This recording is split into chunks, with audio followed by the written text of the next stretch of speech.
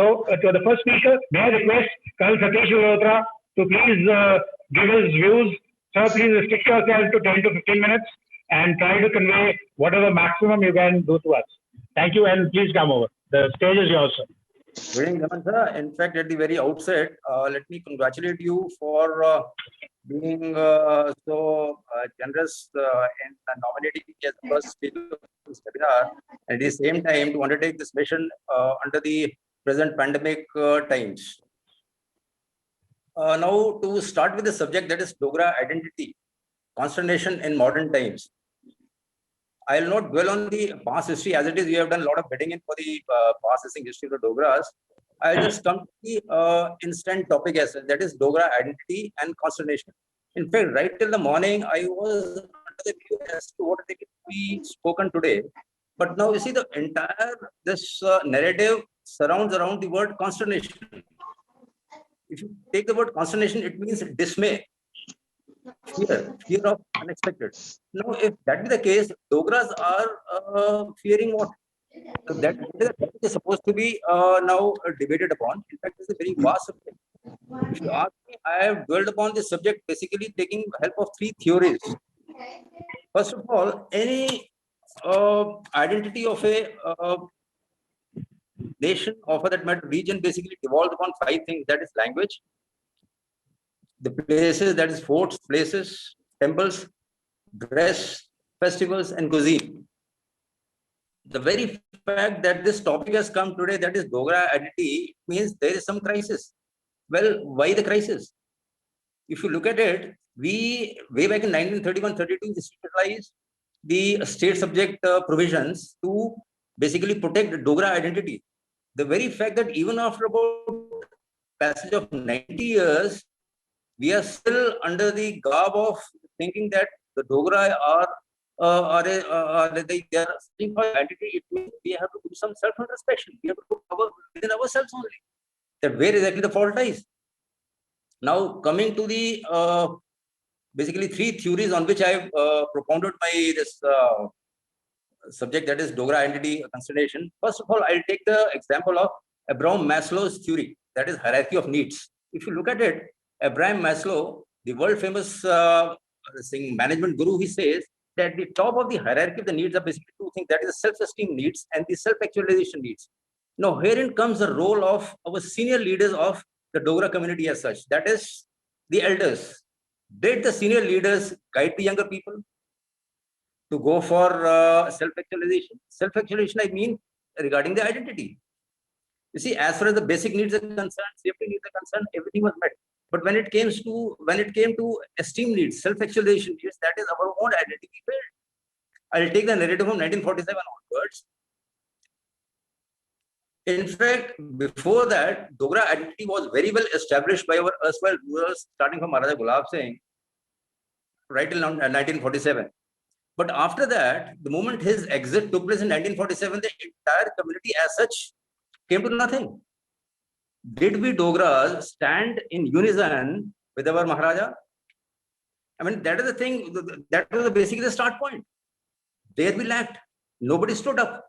That is the point which should have been at the uppermost of our minds, because that was the most iconic figure in our land, in our Dogra land. We failed there.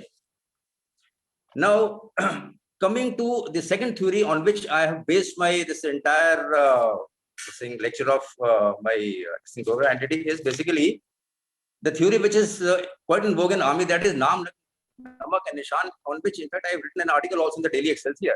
That is Naam. Naam, everybody, which is basically like everybody is aware of it who served in army.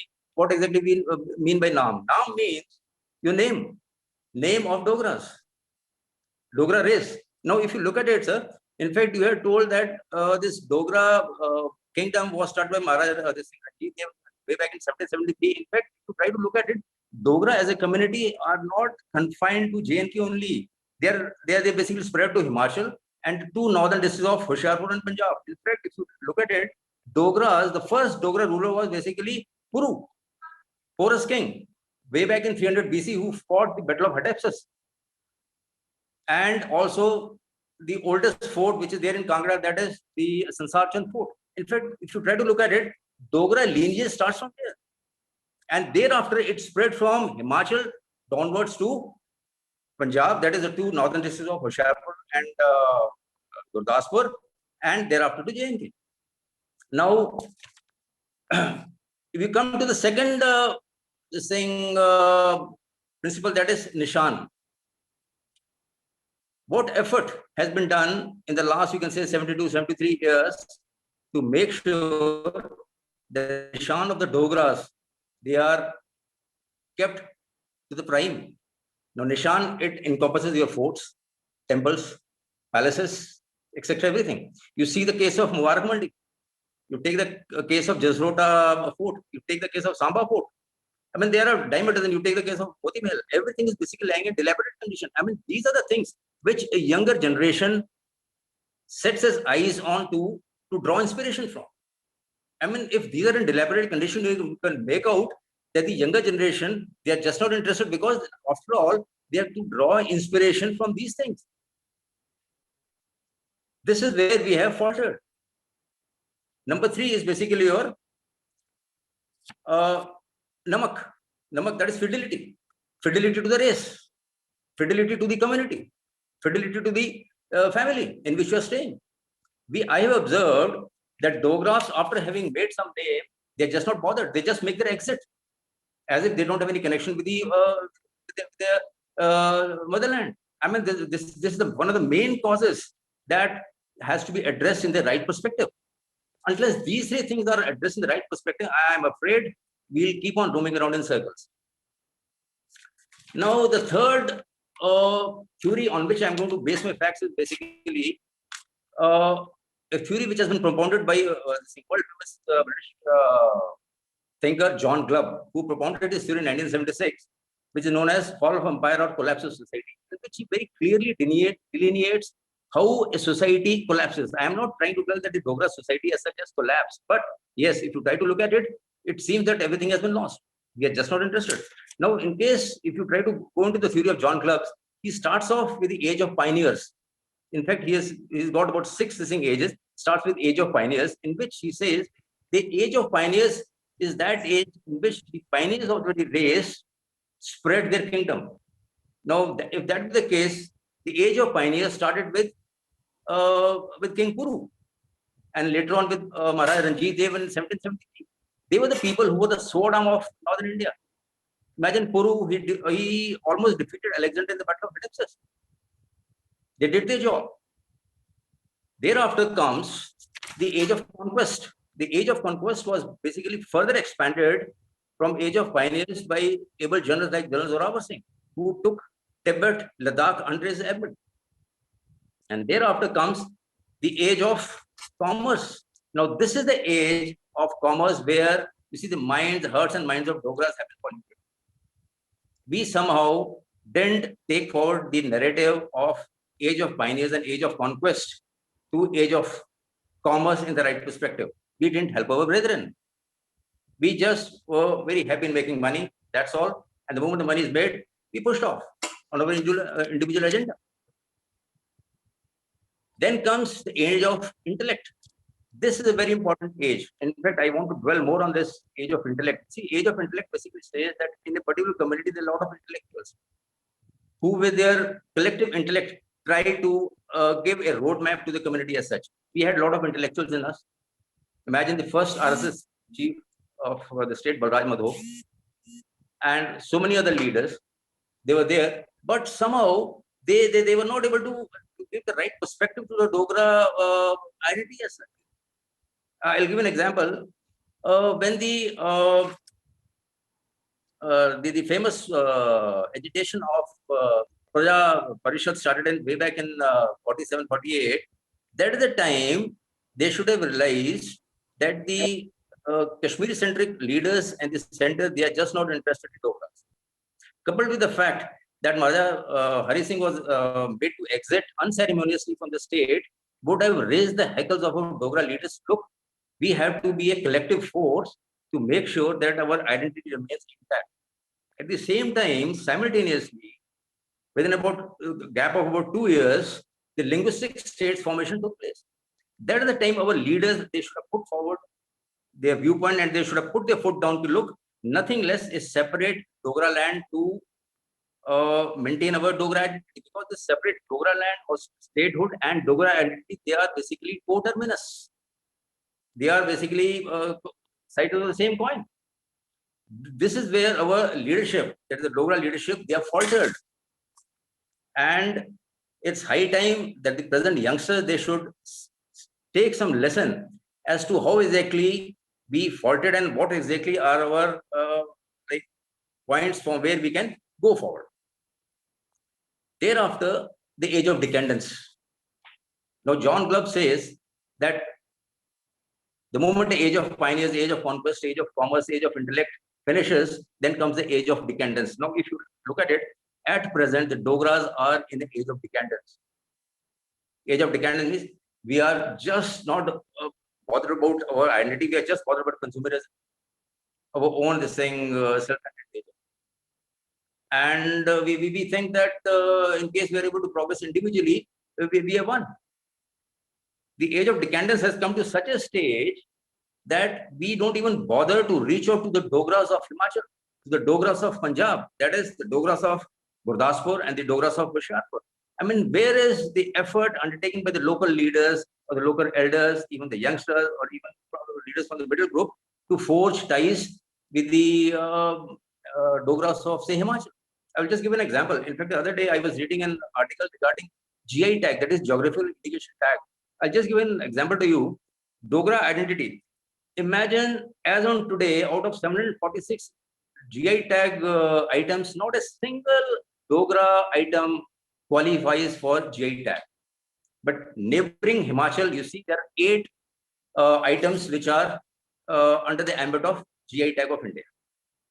Now, what stops us from taking this narrative further?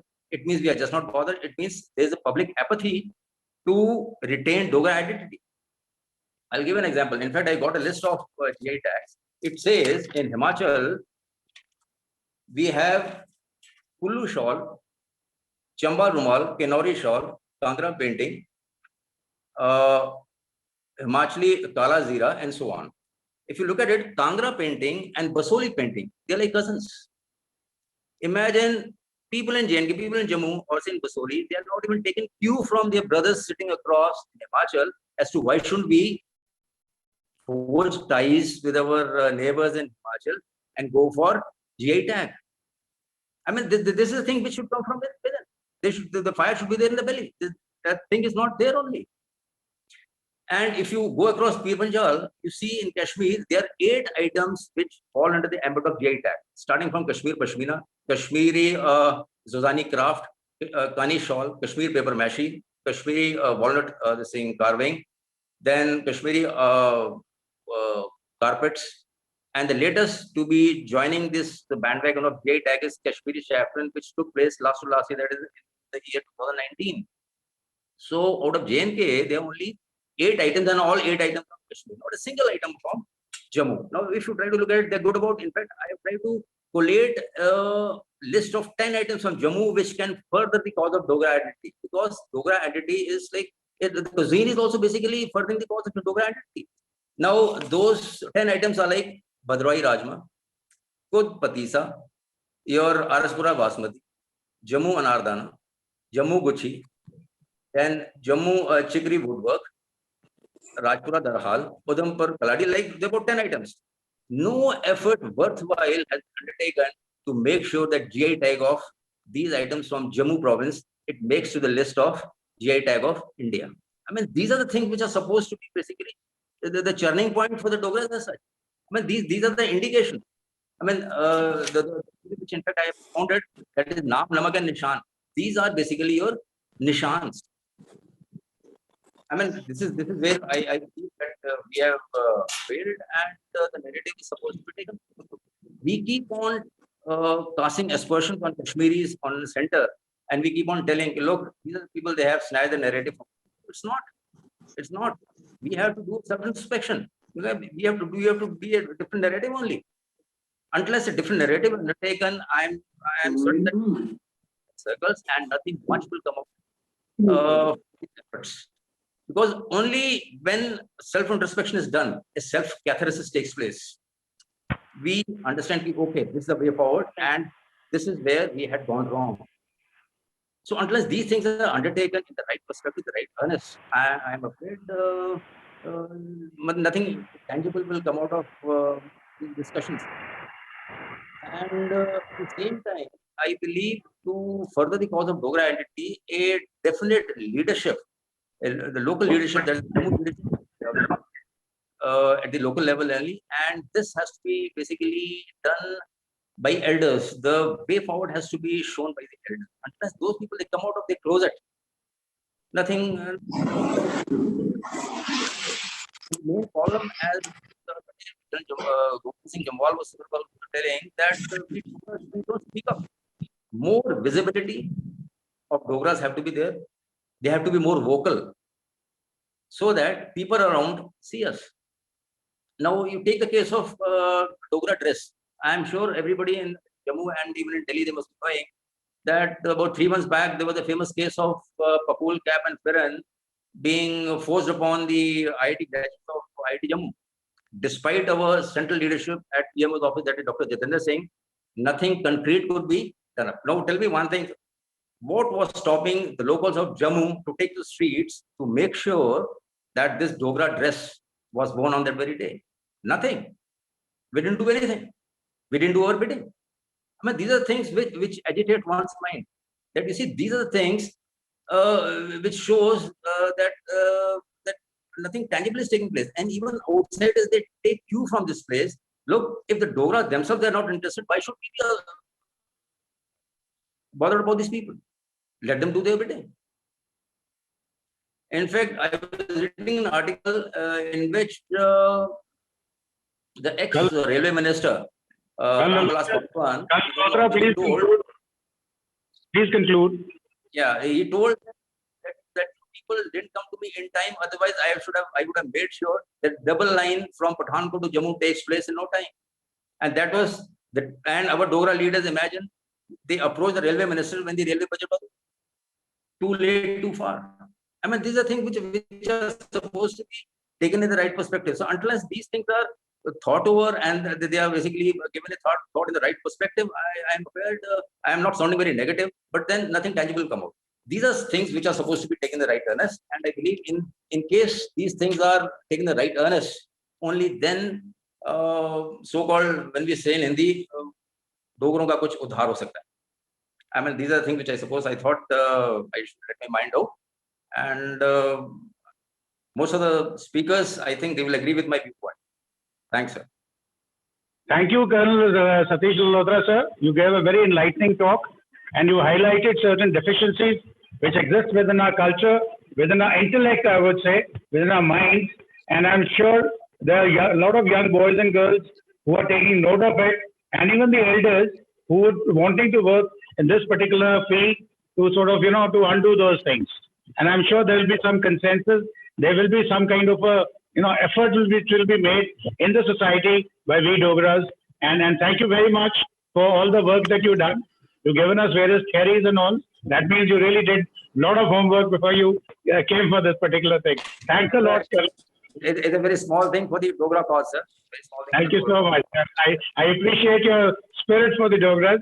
That's why I thought you should be the first speaker. Thank you so much.